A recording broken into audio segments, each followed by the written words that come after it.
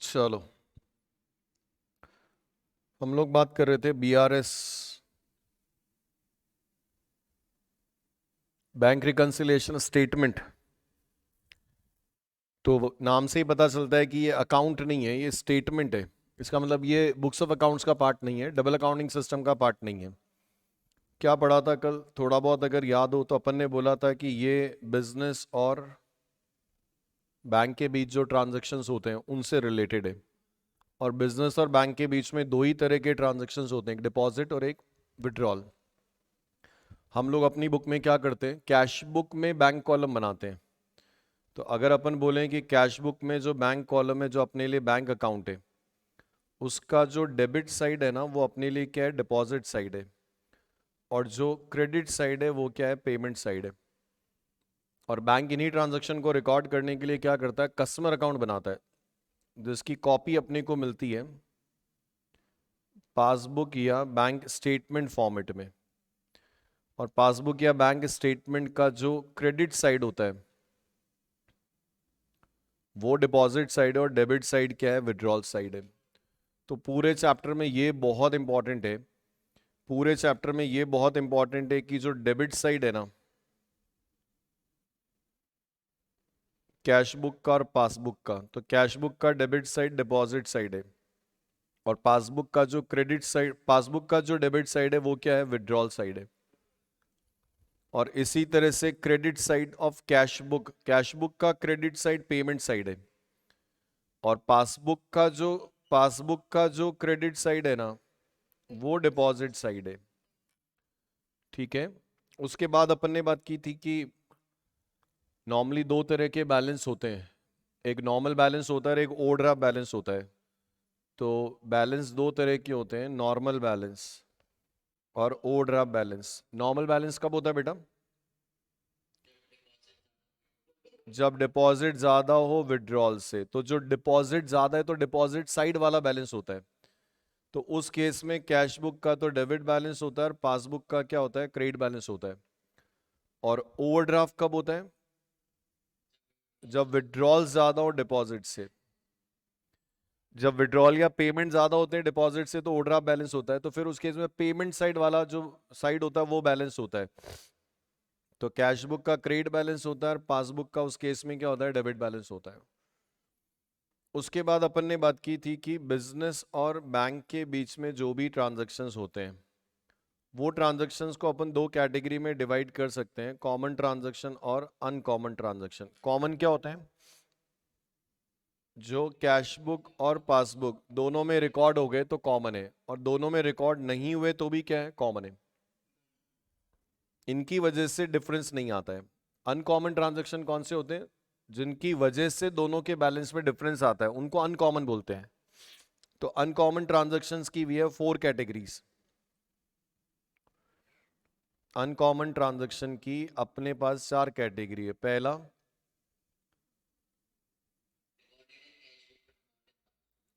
Recorded in cash book but not in passbook. इसमें generally दो चीजें अपन लिख लेते हैं, check deposited but not clear, और एक होता है cheque issued but not presented for payment. ये पहले कैश बुक में रिकॉर्ड होते हैं, फिर बाद में पासबुक में रिकॉर्ड होते हैं। तो चेक डिपॉजिट वाला transaction at the time of deposit cash book में रिकॉर्ड होता है, और जब वो चेक क्लियर होता है तब पासबुक में रिकॉर्ड होता है। और चेक इशू वाला जो ट्रांजैक्शन है ना, वो at the time of issue cash book में रिकॉर्ड होता है, और जब वो पेमेंट के लिए प्रेजेंट होता है तब वो रिकॉर्ड होता है किसमें, पासबुक में। Second case, transaction entered in passbook but not in cash book. इसमें जनरली फोर कैटेगरीज आती है, direct deposit, direct payment, interest allowed और इंटरेस्ट चार्ज। ये सब पहले कहां पे रिकॉर्ड होते हैं, पासबुक में, और फिर बाद में रिकॉर्ड कहां पे होते हैं, कैश बुक में। उसके बाद अगर कैश बुक में कोई एरर हो जाए, और चौथा केस होता है अगर पासबुक में कोई एरर हो जाए। तो कैश बुक में एरर होगा तो कैश बुक का बैलेंस चेंज हो जाएगा, और पासबुक में एरर होगा तो पासबुक का बैलेंस क्या होता है, चेंज हो जाता है। तो ये चार अनकॉमन ट्रांजैक्शंस की कैटेगरी होती है। ठीक है, यहां तक कोई डाउट, यहां तक कोई डाउट है तो बोलो।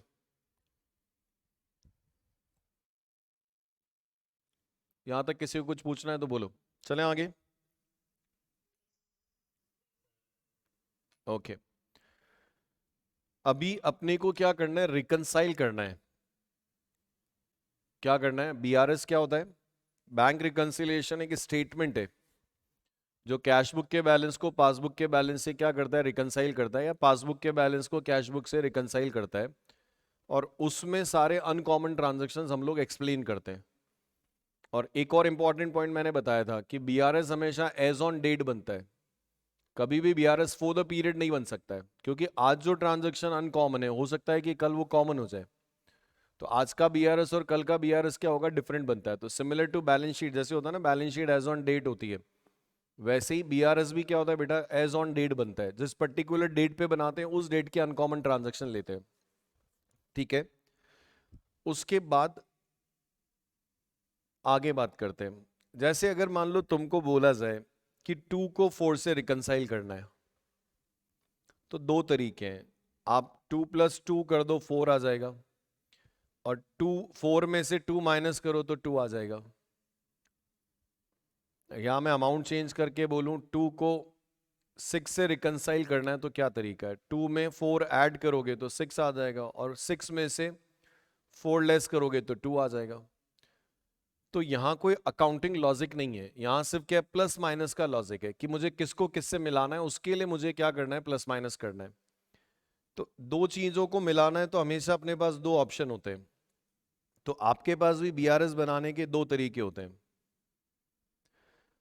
अपने पास बीआरएस बनाने के दो ऑप्शन है।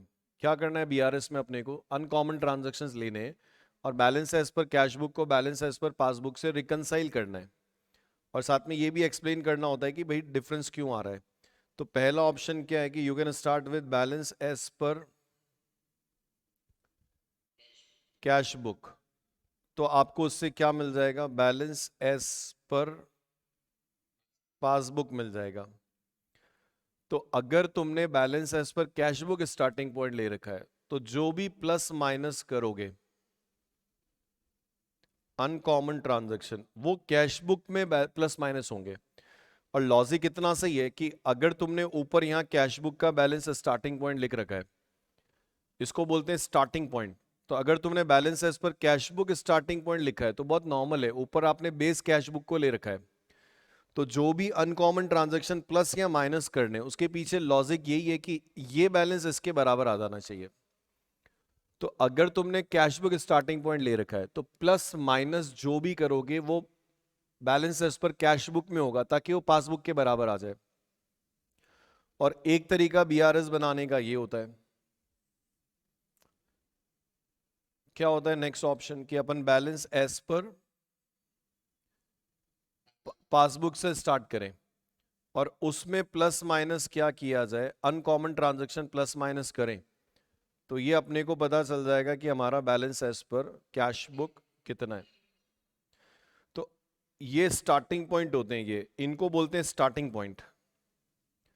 अब एकदम कॉमन सेंस है कि जो ऊपर लिखोगे उसी में प्लस माइनस करोगे ताकि ये बैलेंस इसके बराबर आ जाए। तो जो मैं बोल रहा हूं ढंग से अपने आप को समझाना कि अगर बैलेंस एज पर कैश बुक स्टार्टिंग पॉइंट है तो प्लस माइनस कैश बुक में करेंगे ताकि वो पासबुक के बराबर आ जाए। और अगर बैलेंस एज पर पासबुक स्टार्टिंग पॉइंट है तो प्लस या माइनस जो भी करना है वो पासबुक के बैलेंस में करना है ताकि वो कैश बुक के बराबर आ जाए।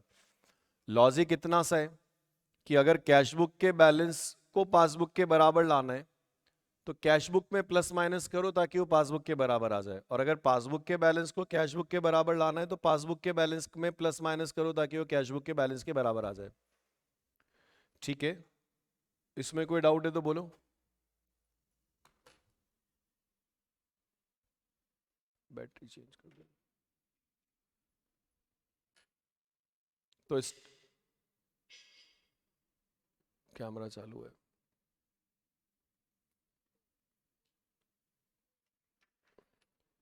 तो या तो स्टार्टिंग पॉइंट क्या होता है कैश बुक, या स्टार्टिंग पॉइंट क्या होता है पासबुक। तो क्वेश्चन आपको स्पेसिफाई कर देता है, सुन रहे हो क्या, क्वेश्चन आपको स्पेसिफाइड करता है कि बैलेंस एज पर कैश बुक स्टार्टिंग पॉइंट है, बैलेंस एज पर पासबुक स्टार्टिंग पॉइंट है। ठीक है, एक और चीज जो बहुत बेसिक है इस चैप्टर को समझने के लिए, इस चैप्टर को समझने के लिए एक चीज और बहुत बेसिक इंपॉर्टेंट है।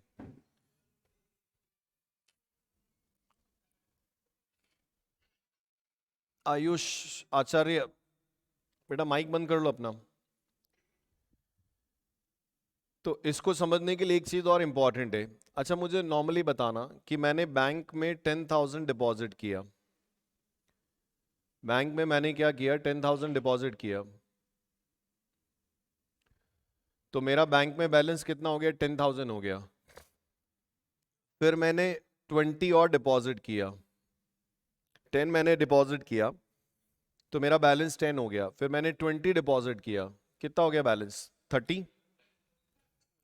फिर मैंने 30 और डिपॉजिट किया, 60। फिर मैंने 60 और डिपॉजिट किया, 120। तो इससे एक चीज प्रूव हो गई कि नॉर्मली डिपॉजिट से बैलेंस बढ़ता है। एकदम कॉमन सेंस है, अकाउंट्स आने की जरूरत ही नहीं है। डिपॉजिट कहीं भी रिकॉर्ड होगा, चाहे कैश बुक में रिकॉर्ड हो चाहे पासबुक में रिकॉर्ड हो, कहीं भी डिपॉजिट रिकॉर्ड होगा तो डिपॉजिट से नॉर्मली आपका बैलेंस क्या होगा, बढ़ जाएगा। अब मेरा 10, 20, 30, 30, 60 और 60, 120 डिपॉजिट हो गया। इसमें से अपन ने 20 क्या किया, विड्रॉल कर लिया। तो अब मेरा बैंक में बैलेंस कितना रह गया, 1 लाख रह गया। मैंने उसमें 50 और विड्रॉल कर लिया, 50 रह गया। फिर मैंने 20 और विड्रॉल कर लिया, 30 रह गया। फिर मैंने 20 और विड्रॉल कर लिया, 10। तो पेमेंट से क्या होता है, पेमेंट या विड्रॉल से नॉर्मली बैलेंस क्या होता है, कम हो जाता है। ये एकदम कॉमन सेंस है, बिल्कुल अपने को समझ में आना चाहिए कि नॉर्मल केस में, नॉर्मल केस में बात कर रहा हूं, नॉर्मल केस में बात कर रहा हूं कि ड्यू टू डिपॉजिट बैलेंस बढ़ता है। चाहे कैश बुक हो चाहे पासबुक हो, जहां पैसा डिपॉजिट होगा, जहां डिपॉजिट रिकॉर्ड होगा वहां बैलेंस बढ़ जाएगा। और एक नियम और क्या है कि ड्यू टू विड्रॉल या ड्यू टू पेमेंट जो बैलेंस है वो क्या होता है, कम हो जाता है। ठीक है, ये समझ में आया। डिपॉजिट से, डिपॉजिट रिकॉर्ड होने से बैलेंस क्या होता है, बढ़ता है। और पेमेंट या विड्रॉल रिकॉर्ड होने से बैलेंस वापस क्या होता है, कम हो जाता है। इतना आया क्या समझ में, कोई डाउट किसी को यहां तक? ओके। अभी जैसे अनकॉमन ट्रांजैक्शन की जो फर्स्ट कंडीशन है, कौन सा, transaction entered in cash book but not in passbook, उसमें पहला केस होता है check deposited but not clear, check deposited but not clear. ठीक है, 5,000 रुपीज का चेक, क्या ये अनकॉमन ट्रांजैक्शन है? हमने बैंक में चेक डिपॉजिट किया तो कैश बुक में तो रिकॉर्ड हो गया, लेकिन अभी तक क्लियर नहीं हुआ इसलिए पासबुक में रिकॉर्ड नहीं हुआ। अब अपने को क्या करना है, प्लस माइनस करना है कि इसको प्लस करेंगे या माइनस करेंगे। तो देखो एक मैथमेटिकल तरीका होता है, एक मैथमेटिकल वे, एक लॉजिकल मेथड है। तो आप क्या करो, किसी भी अनकॉमन ट्रांजैक्शन का इफेक्ट देखने से पहले कैश बुक और पासबुक में सेम बैलेंस ले लो, कुछ भी जो तुम्हारी इच्छा हो। मान लेते हैं कैश बुक में 1,000 का बैलेंस है और पासबुक में भी 1,000 का बैलेंस है, दोनों जगह बैलेंस क्या है, इक्वल है। अब हमने क्या किया, चेक डिपॉजिट किया लेकिन अभी तक क्लियर नहीं हुआ। तो सबसे पहला काम क्या करो, दोनों जगह इक्वल बैलेंस ले लो। जीरो लेना है जीरो ले लो, 1,000 लेना है वो ले लो। फिर देखो अनकॉमन ट्रांजैक्शन कहां रिकॉर्ड हुआ और कहां नहीं हुआ। तो अपन ने बोला cheque deposited but not cleared, कहां रिकॉर्ड हुआ, कैश बुक में रिकॉर्ड हुआ। कैश बुक में रिकॉर्ड हुआ, ये डिपॉजिट है या पेमेंट है? तो due to deposit cash book का बैलेंस क्या हुआ, बढ़ गया। और कैश बुक का बैलेंस इसके बाद 6,000 हो गया, जबकि पासबुक का अभी भी बैलेंस कितना है, 1,000 है। तो अभी मुझे कोई बोले कि आपको कैश बुक के बैलेंस को पासबुक से मैच करना है, मतलब 6,000 के बैलेंस को 1,000 से मैच करना है, तो अपन क्या बोलेंगे कि ये 5,000 माइनस होना चाहिए। और अगर अपने को कोई बोले कि आप पासबुक से स्टार्ट करो 1,000 और कैश बुक से रिकंसाइल करो, तो प्लस होगा। कोई अकाउंटिंग रूल नहीं है, एकदम नॉर्मल कॉन्सेप्ट, कॉमन सेंस वाली बात है। और ऐसा सोच भी इन जनरल भी सोच सकते हैं कि भाई हमने चेक बैंक में डिपॉजिट किया, इससे कैश बुक का बैलेंस क्या हुआ, बढ़ गया। अब मुझे 6,000 को 1,000 से मैच करना है, तो मैं 5,000 6 में से माइनस करूंगा तो रिकंसाइल हो जाएगा। और अगर मुझे 1,000 को 6,000 से रिकंसाइल करना है, तो मैं उस केस में 5,000 क्या करूंगा, प्लस करूंगा। ये एक बोलते ना अचूक तरीका है, कभी गलत नहीं हो सकता अगर आपने सही तरीके से किया तो क्या किया अपन ने, आप सबसे पहला काम ये करो कि दोनों जगह अनकॉमन ट्रांजैक्शन से पहले बैलेंस क्या करो, इक्वल ले लो। फिर आप देखो कि अनकॉमन ट्रांजैक्शन कहां रिकॉर्ड हुआ कहां नहीं हुआ। अगर वो डिपॉजिट है तो जहां रिकॉर्ड होगा वहीं पे बैलेंस बढ़ा देगा, और जहां रिकॉर्ड नहीं हुआ वो बैलेंस सेम है, बस आप देख लो 6,000 को 5,000 से मिलाना है। ये आता है क्या समझ में?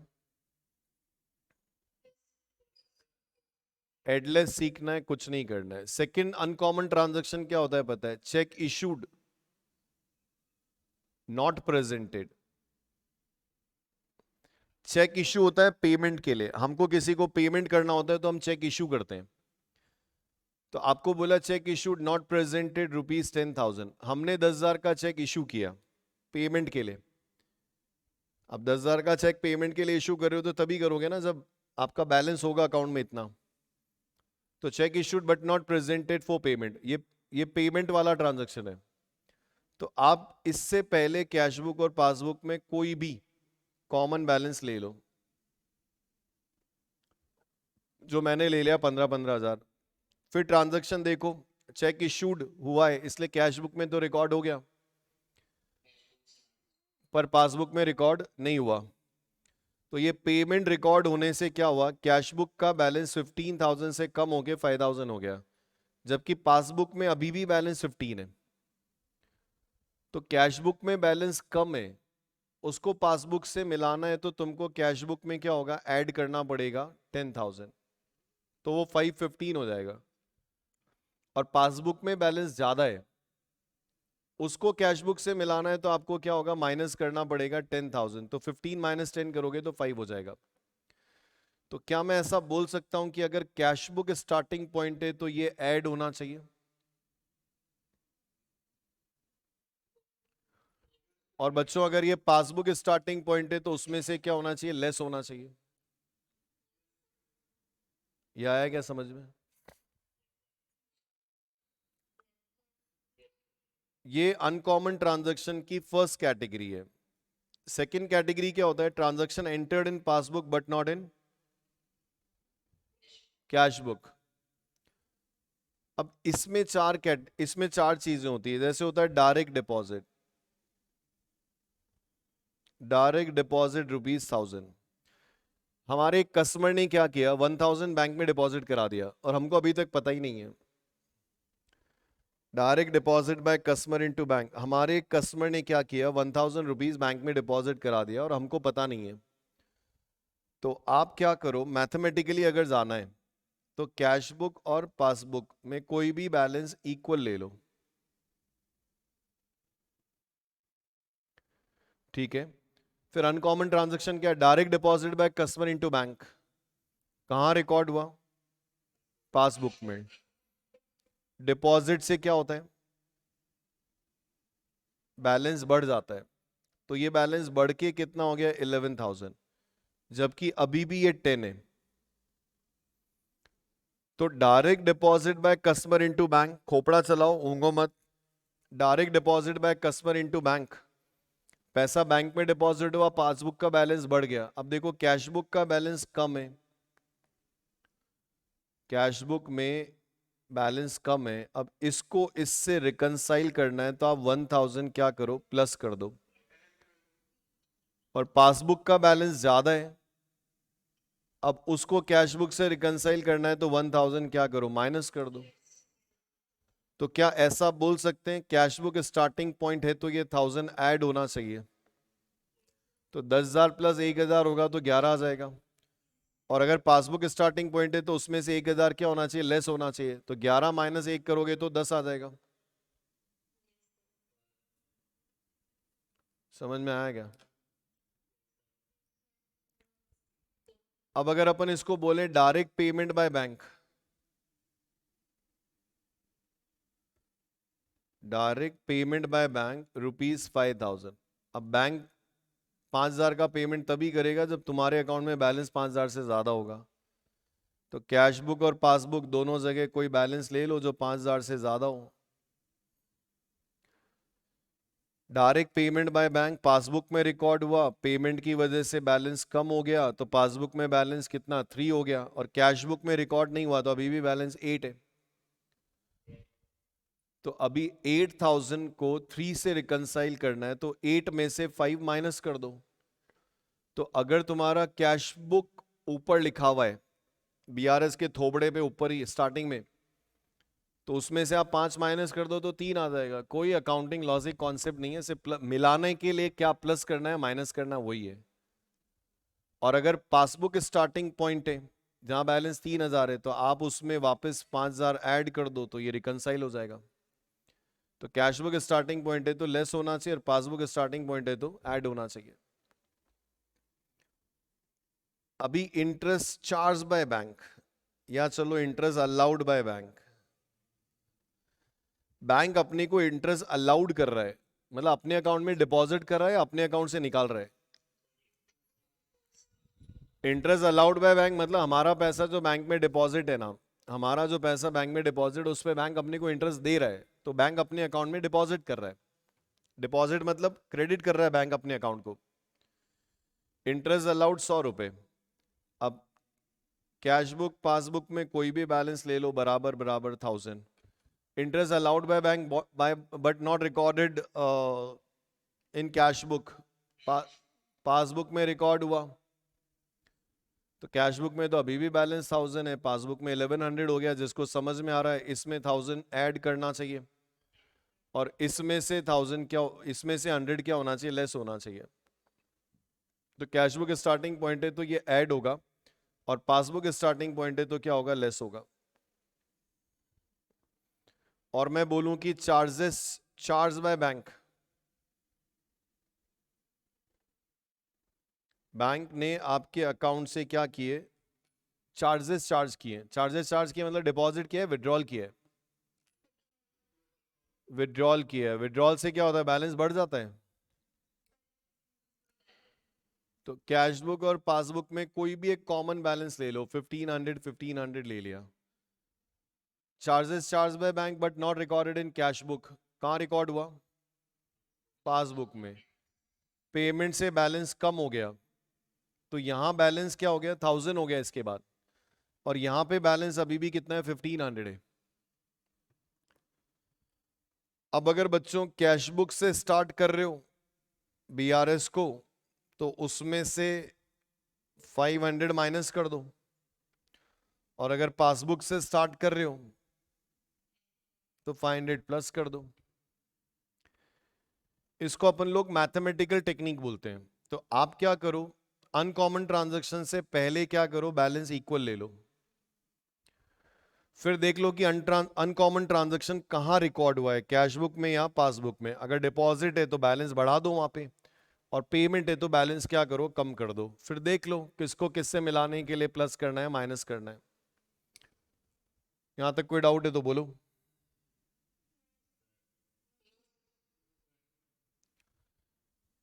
एक तरीका और होता है, हम लोग मेंटली भी ये चीज सोच सकते हैं। तो मेंटली सोचने के लिए क्या होता है, पहली चीज तो ये समझ में आना जरूरी कि डिपॉजिट से बैलेंस क्या होता है बढ़ता है, और पेमेंट से बैलेंस क्या होता है कम हो जाता है। कैश बुक हो चाहे पासबुक हो, डिपॉजिट से बैलेंस बढ़ता है और पेमेंट से बैलेंस क्या होता है कम हो जाता है। ठीक है, तो मेंटली मतलब ऑन हैंड्स भी अपन देख सकते हैं, जैसे नॉर्मली आप करते हो 11th-12th में भी। तो आप अपने राइट हैंड को कैश बुक ले लो और लेफ्ट हैंड क्या हो गया, पासबुक हो गया। आपका जो राइट हैंड है ना, राइट हैंड देखो, अपने आप को समझाओ कौन सा राइट हैंड है तुम्हारा। मेरा हाथ आपका हाथ उल्टा होगा, शायद मेरा हाथ और आपका हाथ उल्टा रहेगा। तो आप अपना राइट हैंड जो है ना, अब आप मेरे सामने हो नहीं तो मेरे को तो दिख भी नहीं रहा है, राइट हैंड ले लो या लेफ्ट हैंड कैश बुक ले लो, अगर सेम मेरे जैसा देखना है तो।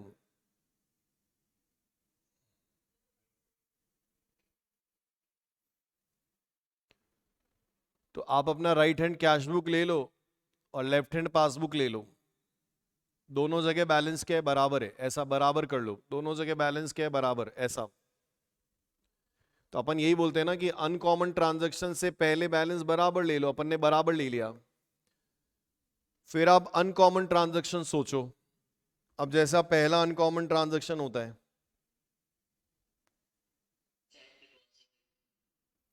Check deposited not clear 1000। तो इससे क्या हुआ, देखो ये पांचों ट्रांजैक्शन वही है जो तुम जनरली 12th में 11 में भी पढ़ते हो। यहाँ नया आता है एरर्स के केस में, कि अगर कैश बुक में एरर हुआ या पासबुक में कुछ एरर हुआ तो उसका बैलेंस पे क्या इफेक्ट आता है, वो यहाँ पे नया है। तो आप अपने राइट हैंड को कैश बुक ले लो और लेफ्ट हैंड को क्या करो, पासबुक ले लो। कॉन्सेंट्रेटेड रहना तो शायद समझ में आ जाए। ठीक है, दोनों जगह बैलेंस बराबर हो गया, हाथ ऐसे ही रखना, दोनों जगह बैलेंस बराबर हो गया, बराबर है ना, अनकॉमन से पहले बैलेंस बराबर है। फिर सोचो अनकॉमन ट्रांजैक्शन हुआ क्या, check deposited but not cleared, कहां रिकॉर्ड हुआ, सोचो। कैश बुक में रिकॉर्ड हुआ। फिर सोचो डिपॉजिट है या पेमेंट है, डिपॉजिट है, तो डिपॉजिट से कैश बुक का बैलेंस क्या हुआ, बढ़ गया। तो ये जो हैंड्स है ना, ये हैंड्स अपने को क्या शो कर रहे हैं पता है, कैश बुक का बैलेंस ज्यादा है और पासबुक का बैलेंस कम है। अब बेटा वो हैंड मूव करना जो स्टार्टिंग पॉइंट है, अगर कैश बुक स्टार्टिंग पॉइंट है तो उसमें से लेस कर दो, और इसी केस में पासबुक स्टार्टिंग पॉइंट है तो ऐड कर दो। वो हैंड को मूव करना है जो स्टार्टिंग पॉइंट है टूवर्ड्स द अदर हैंड। मतलब अगर कैश बुक स्टार्टिंग पॉइंट है तो कैश बुक वाले हैंड को मूव करो टूवर्ड्स द पासबुक, और अगर पासबुक स्टार्टिंग पॉइंट है तो पासबुक वाले हैंड को मूव करना है टूवर्ड्स द कैश बुक।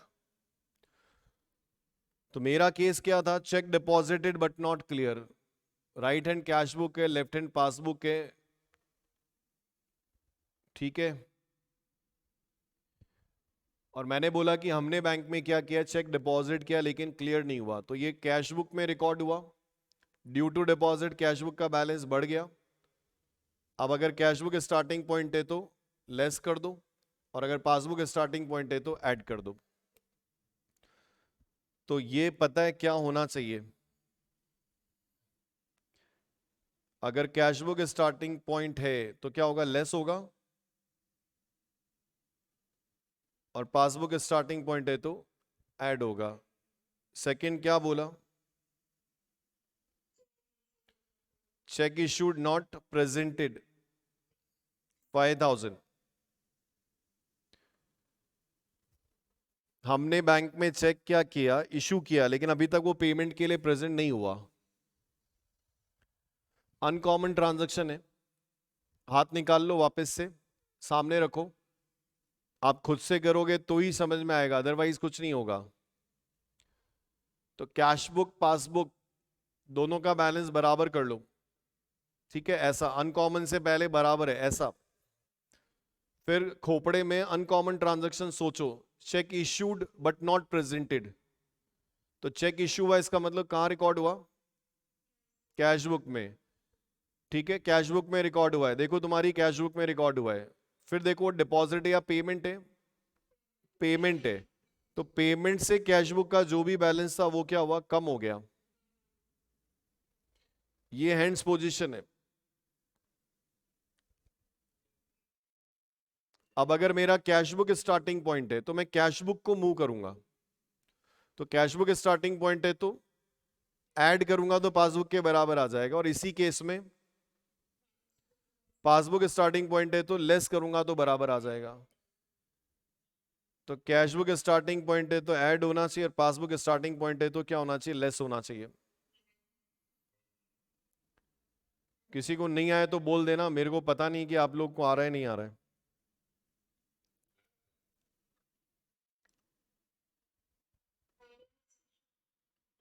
कोई डाउट?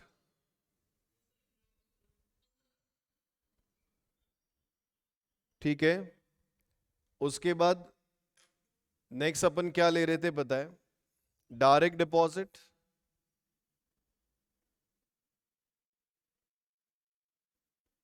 Into bank. हाथ निकालो।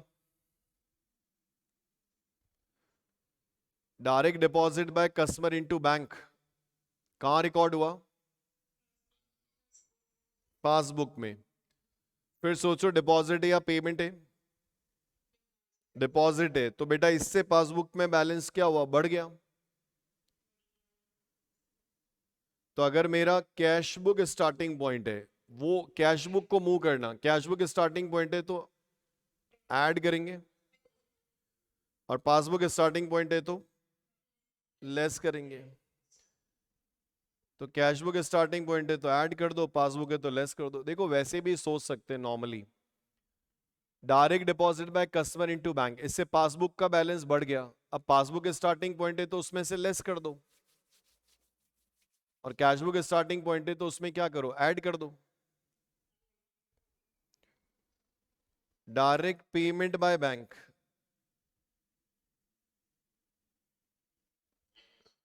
बिना सोचे कुछ होगा नहीं। Direct payment by bank, bank ने डायरेक्ट पेमेंट किया, कहां रिकॉर्ड हुआ? पासबुक में। अपने पासबुक वाले हैंड को मूव करो, कहां रिकॉर्ड हुआ? पासबुक में। डिपॉजिट या पेमेंट है? तो पेमेंट से पासबुक का बैलेंस कम हो गया, पेमेंट से पासबुक का बैलेंस कम हो गया। तो अभी सोचो अगर मेरा कैश बुक स्टार्टिंग पॉइंट है तो लेस होना चाहिए, और इसी केस में पासबुक स्टार्टिंग पॉइंट है तो ऐड होना चाहिए। तो कैश बुक स्टार्टिंग पॉइंट है तो लेस, और पासबुक स्टार्टिंग पॉइंट है तो ऐड होगा। इसी तरह से अगर मैं बोलूं interest allowed by bank, interest allowed by bank, bank ने क्या किया, इंटरेस्ट अलाउड किया। सोचो, बैंक ने इंटरेस्ट अलाउड किया but not recorded in cash book, लेकिन अभी तक हमने उसको कैश बुक में रिकॉर्ड नहीं किया। कहां रिकॉर्ड हुआ? पासबुक में। डिपॉजिट या पेमेंट है? डिपॉजिट से पासबुक का बैलेंस बढ़ गया। तो अगर मेरा कैश बुक स्टार्टिंग पॉइंट है तो ऐड करना चाहिए, और पासबुक स्टार्टिंग पॉइंट है तो लेस। तो कैश बुक स्टार्टिंग पॉइंट है तो ऐड, और पासबुक स्टार्टिंग पॉइंट है तो लेस। और इसी तरह से एक केस अपन ने क्या बोला, चार्जेस,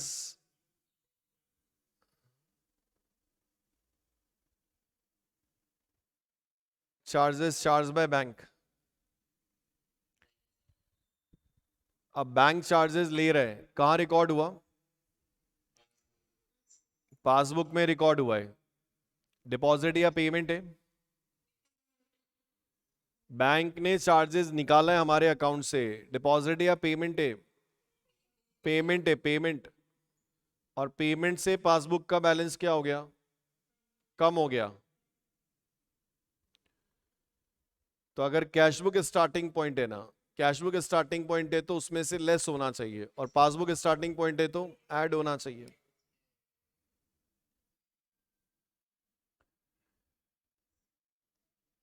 तो लॉजिकली समझोगे तो लर्न नहीं करना पड़ेगा। यहां तक कोई डाउट है तो बोलो।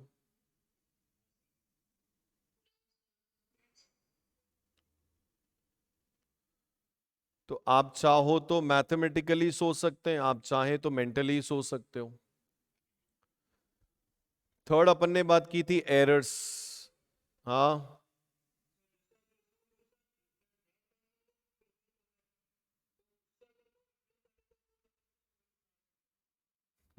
जैसे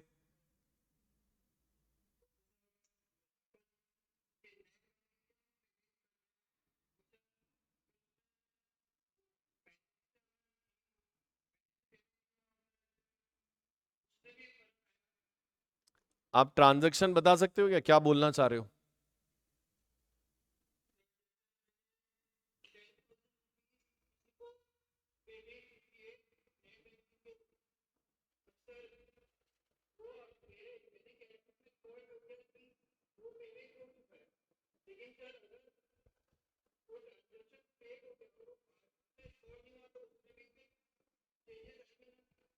आप बताओ बेटा क्या होगा, कॉमन है अनकॉमन है?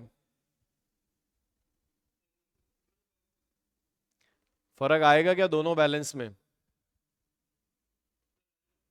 तो बेटा फिर लेना ही पड़ेगा वो भी।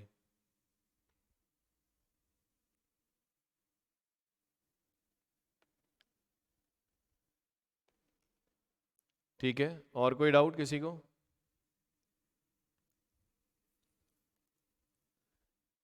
थर्ड केस क्या था पता है? थर्ड केस कैश बुक और पासबुक में डिफरेंस होने का थर्ड केस क्या था?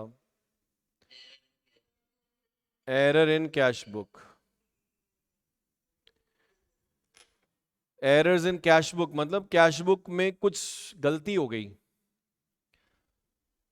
पासबुक में नहीं हुई है। अब गलती होके क्या हो सकता है देखो, गलती होके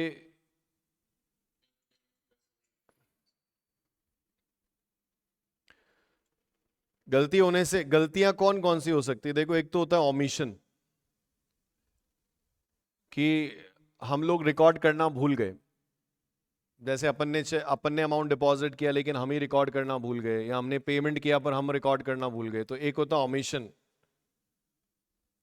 ओमिशन ऑफ डिपॉजिट, और एक होता है ओमिशन ऑफ विड्रॉल।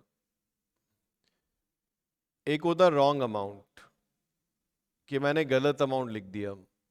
एक होता है रॉन्ग साइड, मैंने गलत साइड में लिख दिया। और जनरली एक होता है रॉन्ग बैलेंसिंग, मैंने गलत बैलेंस कर दिया। कैश बुक में इनमें से कोई भी एरर हो, उसका इफेक्ट क्या होगा? या तो इस एरर की वजह से डिपॉजिट बढ़ेंगे या कम हो जाएंगे, या क्या होगा, पेमेंट बढ़ जाएंगे या कम हो जाएंगे। कैश बुक में साइड ही दो ही है, एक डिपॉजिट साइड एक और एक विड्रॉल साइड है। तो एरर होने से क्या होगा, या तो डिपॉजिट बढ़ेगा या कम हो जाएगा, या पेमेंट्स बढ़ जाएंगे या कम हो जाएंगे, और तो क्या हो सकता है। और इनका कैश बुक के बैलेंस पे क्या इफेक्ट आएगा? अगर एरर की वजह से डिपॉजिट बढ़ा तो कैश बुक का बैलेंस भी क्या होगा, बढ़ जाएगा। क्या लिखा समझ में आया? अगर गलती से डिपॉजिट्स बढ़ गए, गलती की वजह से डिपॉजिट्स बढ़ गए, तो डिपॉजिट बढ़ेंगे तो बैलेंस भी क्या होगा, बढ़ेगा ना? नहीं। और अगर ड्यू टू एरर डिपॉजिट कम हो गए तो क्या होगा बताओ? बैलेंस कम हो जाएगा। अच्छा, पेमेंट बढ़ने से क्या होगा? बैलेंस कम हो जाएगा। और पेमेंट कम होने से क्या होगा, बैलेंस बढ़ जाएगा। जैसे ये देखो, ये मेरा कैश बुक है, 1000 डिपॉजिट 200 विड्रॉल, अभी मेरा बैलेंस कितना है, 800। अभी सोचो मैं ये 1000 की जगह 2000 लिख दूं तो क्या होगा? ये बैलेंस 1800 हो गया। तो एक चीज प्रूव हो गई कि अगर ड्यू टू एरर डिपॉजिट बढ़ेगा, ड्यू टू एरर डिपॉजिट बढ़ेगा तो बैलेंस भी, वो एकदम कॉमन सेंस है, अकाउंट्स आने की जरूरत ही नहीं इसके लिए। हाँ, कॉमन सेंस नहीं होगा तो फिर दिक्कत आएगी। अभी बताओ, ये बैलेंस यहाँ 800 है, अभी मैंने क्या प्रूव किया था?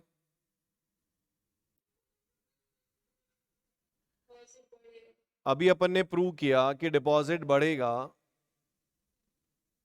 तो बैलेंस भी क्या होगा, बढ़ेगा। हो गया ना प्रूव? अच्छा, मान लो मैं डिपॉजिट कम कर दूं, 8000 की जगह 800 कर दूं, तो ये बैलेंस 800 से कितना हो गया, 600 हो गया। तो एक और चीज प्रूव हो गई कि अगर डिपॉजिट कम होगा तो बैलेंस भी कम हो जाएगा। क्या ऐसा बोल सकते हैं डिपॉजिट का बैलेंस से पॉजिटिव रिलेशन है? ऐसा क्यों? ये डेबिट बैलेंस है और ये डेबिट साइड है, तो डेबिट बैलेंस का डेबिट साइड से तो पॉजिटिव रिलेशन ही आएगा ना। अभी सोचो, अपन ने बोला 1000 डिपॉजिट, 200 विड्रॉल, 800 का बैलेंस है, पेमेंट बढ़ा देते हैं, 200 की जगह अगर मैं पेमेंट 300 कर दूं तो ये बैलेंस 800 से 700 हो जाएगा। तो पेमेंट्स बढ़े तो क्या होगा बताओ? पेमेंट बढ़ेगा तो नॉर्मली बैलेंस क्या होगा, कम हो जाएगा। और अगर इसी केस में मैं अगर पेमेंट्स कम कर दूं, 200 से मैंने 100 कर दिया, तो पेमेंट कम करती ये बैलेंस क्या होगा पता है, 1000 माइनस 100 करोगे तो 900 हो गया, बैलेंस बढ़ गया।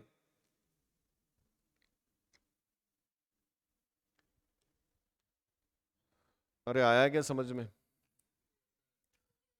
भाई गलती कोई भी हो, चाहे मैं लिखना भूल जाऊं, मैं गलत अमाउंट लिख दूं, या मैं गलत साइड में लिख दूं, या मैं रॉन्ग बैलेंस कैलकुलेट कर लूं, मैं कुछ भी करूंगा तो अल्टीमेटली क्या होगा उससे?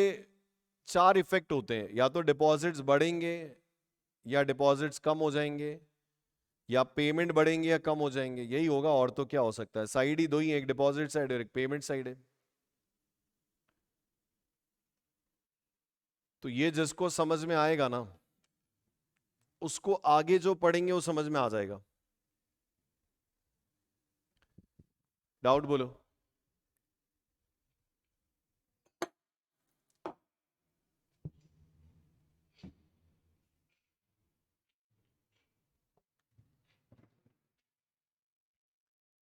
अरे आया क्या? कितने रूल हो गए बताओ ये अब?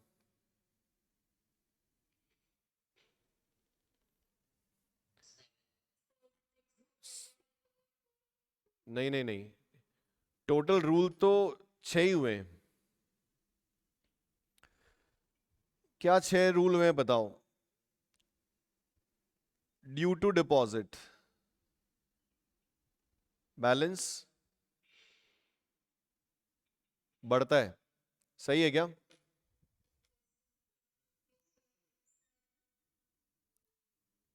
ड्यू टू डिपॉजिट बैलेंस बढ़ता है, सही है ना?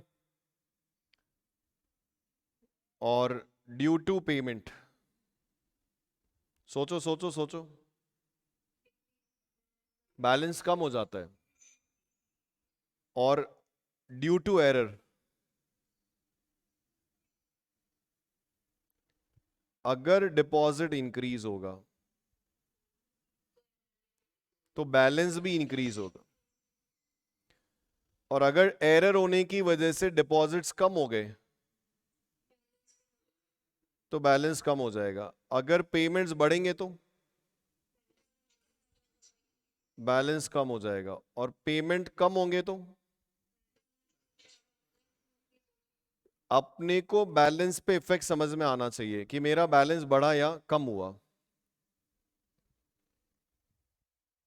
आया क्या समझ में?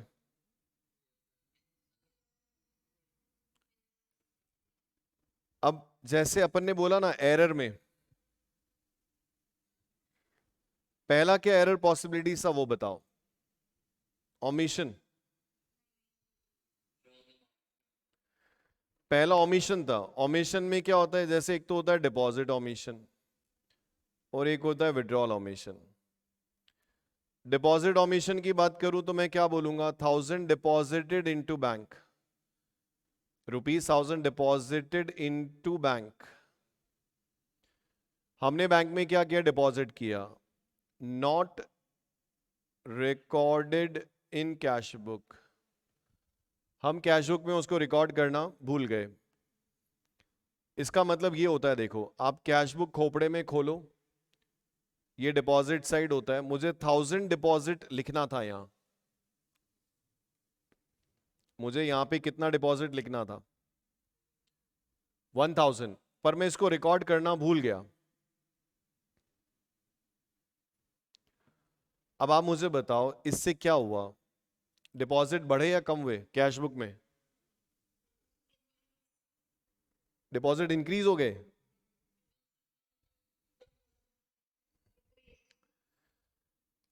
कॉमन सेंस ये बेटा, अकाउंट्स तो आए नहीं है, उससे कोई फर्क ही नहीं पड़ता है। अभी सेंस नहीं है तो फिर तो कुछ भी नहीं कर सकते अपन।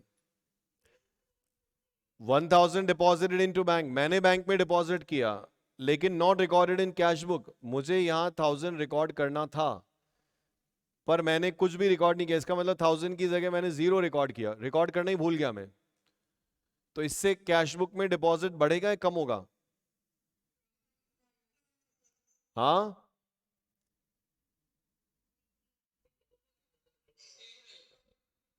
अबे कंपैरेटिवली क्या होगा?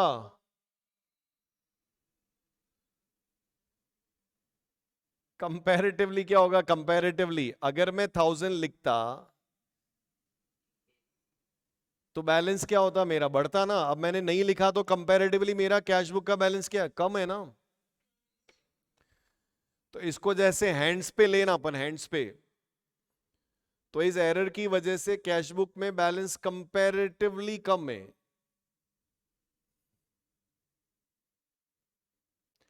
तो अगर कैश बुक स्टार्टिंग पॉइंट है तो क्या करना चाहिए,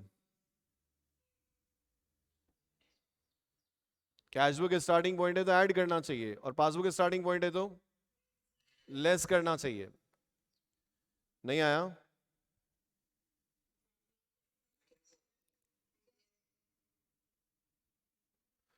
इसको ऐसा भी कर सकते हैं, अगर आप कैश बुक पासबुक में बैलेंस इक्वल ले लो, जैसे मान लो दोनों जगह बैलेंस 5-5 हजार था,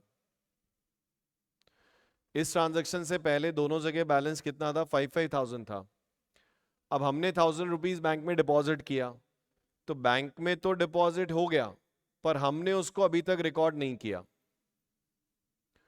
तो अपने यहां बैलेंस अभी भी 5000 है पर बैंक में बैलेंस 6000 हो गया।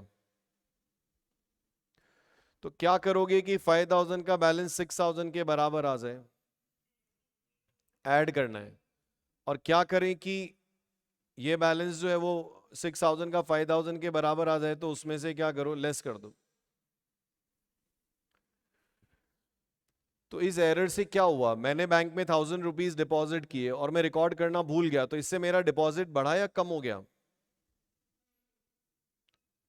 कम हो गया ना। और डिपॉजिट कम होगा तो मेरा बैलेंस भी क्या होगा, कम हो जाएगा। तो अगर मेरा कैश बुक स्टार्टिंग पॉइंट है तो मुझे उसको ऐड बैक करना पड़ेगा, और अगर मेरा पासबुक स्टार्टिंग पॉइंट है तो उसमें से मुझे लेस करना पड़ेगा। तो अगर ये 6 रूल्स याद रखोगे ना तो मुझे लगता है कि जैसे बीआरएस में ज्यादा इश्यूज नहीं आने चाहिए आपको। अगर ये बताओ कि डिपॉजिट से बैलेंस बढ़ता है, पेमेंट से कम होता है, अगर एरर की वजह से डिपॉजिट बढ़ेगा, डिपॉजिट साइड बढ़ेगा, तो बैलेंस भी क्या होगा, बढ़ेगा। और डिपॉजिट अगर कम होगा तो बैलेंस भी क्या होगा, कम होगा। पेमेंट बढ़ने से क्या होगा, बैलेंस कम हो जाएगा, और पेमेंट कम होने से क्या होगा, बैलेंस बढ़ जाएगा। चलो बाकी कल आगे और देखते हैं इनके एग्जाम्पल्स, क्या करना है क्या नहीं करना है। ठीक है, यहां तक कोई डाउट है तो बोलो, कुछ पूछना हो तो।